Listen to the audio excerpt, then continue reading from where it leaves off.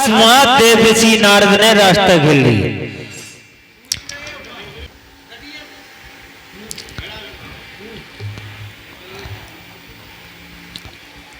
जब रास्ता को घेर लिया देवऋषि नारद ने, देवऋषि नारद कहने लगे, कौन हो? पागलों की तरह भागती हुई जा रही हो। बड़े बड़े जीवधारी रहते हैं, तुम्हें डर नहीं लगता है? अरे पीछे लौट जा।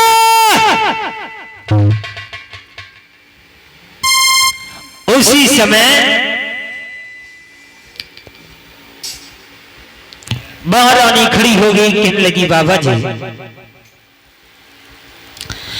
तुम हमसे कह रहे हो? बोले, हाँ तुमसे कह रहा हूं। अरे रात के अंधकार में तुम क्यों आई हो यहाँ? तुम्हें नहीं पता है यहाँ बड़े बड़े जीवधारी रहते हैं, कोई शेर खा जाएगा, कोई सर्प खा जाएगा, इसलिए तुम पीछे लौट जाओ। तुम क्यों आई हो मरने के लिए? उसी समय महारानी सुनीति कहने लगी, बाबा जी अगर तुम सच्चे बाबा हो तो तुम खुद ही जान लो कि मैं क्यों मरने आई हूं। उसी समय देवऋषि नारद समझ गए। देवऋषि नारद कहने लगे, अच्छा मैं समझ गया हूं तुम क्यों मरने आई हो। तुम्हारे कोई लड़का नहीं हुआ है इसलिए तुम मरने आई हो।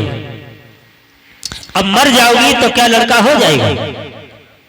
इसलिए तुम पीछे लौट जाओ, तुम्हारे लड़का होगा। देवऋषि नारद कहने लगे, तुम्हारे लड़का होगा। एकदम महारानी सुनीति कहने लगी, हमें क्या लगता है, ऐसा लगता है कि आजकल महात्मा भी झूठ बोलते हैं। बोले क्यों? बोले तुम्हें ये ज्ञान नहीं है, 6 महीना हो गए मैंने अपने पिया की सूरत नहीं देखी और तुम हमसे कह रहे हो तुम्हारे लड़का हो जाएगा। हाँ? देवऋषि नारद कहने लगे, जाओ मैं तुम्हें वचन दे रहा हूं तुम्हारे लड़का होगा। सुनो मेरी बात। क्या? कि तेरी गोदी में ललाए को आ जाएगो घर लौट जाइए।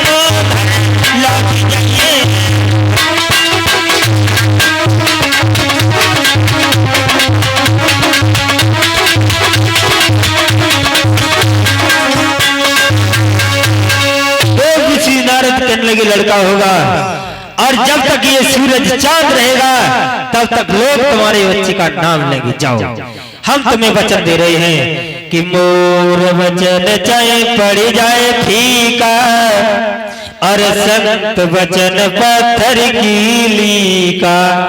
महात्माओं का दिया हुआ वचन कभी खाली नहीं जा सकता। हम तुम्हें वचन दे रहे हैं तुम्हारे लड़का होगा।